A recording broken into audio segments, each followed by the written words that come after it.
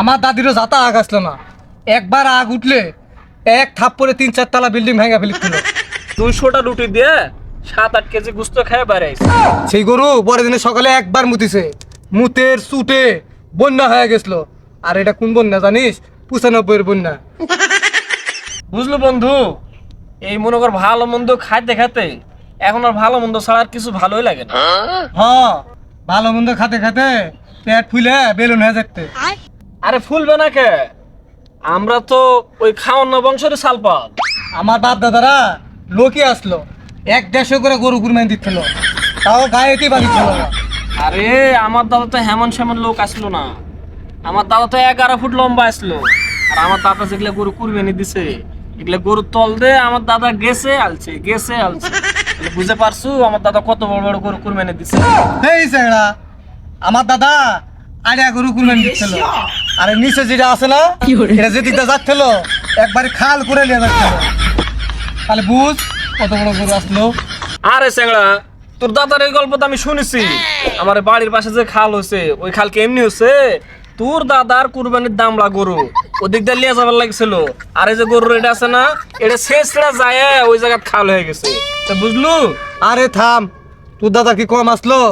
তোর দাদা কুরবানির জন্য একটা গরু কিনেছিল, সেই গরু পরের দিনে সকালে একবার মুতিছে, মুতের চুটে বন্যা হয়ে গেছিল। আর এটা কোন বন্যা জানিস? 95-এর বন্যা। আর ওই বন্যা তোর দাদার গরুর জন্যই হচ্ছে। তুই ঠিকই করছু, আমার দাদা এরকম বড় বড় গরু কুরবানি দিচ্ছিল। আর ওই গরু যখন মুতির ছিল না, ওই মুত যায় ওই কক্সবাজার পড়িছিল। আরে শুনে, গত বছর আমি যে কক্সবাজার ঘুরবে গেছিল না, ঘুরবার যায় ওই সমুদ্রের গা ধোয়ার নাম শুনো, গা ধোয়ার লাগে ডুব মারছি।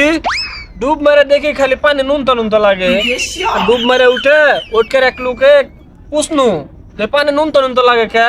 ওই লোকে বললো একটা লোকে নাকি বিশাল বড় একটা কুরবানির গরু কিনছিল, আর ওই গরু যেগুলা মুতিছে সব মুত যায় ওই কক্সবাজার সমুদ্রে পড়েছে। এই জন্যই নাকি পানি নুনতা নুনতা। শালারা লোকই আসলো রে। কে রে?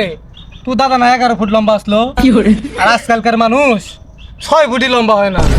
কি দিন আসলো রে ওরা, এত বড় বড় গরু কুরবানি দিছে তাও কোনো কথা হয়নি।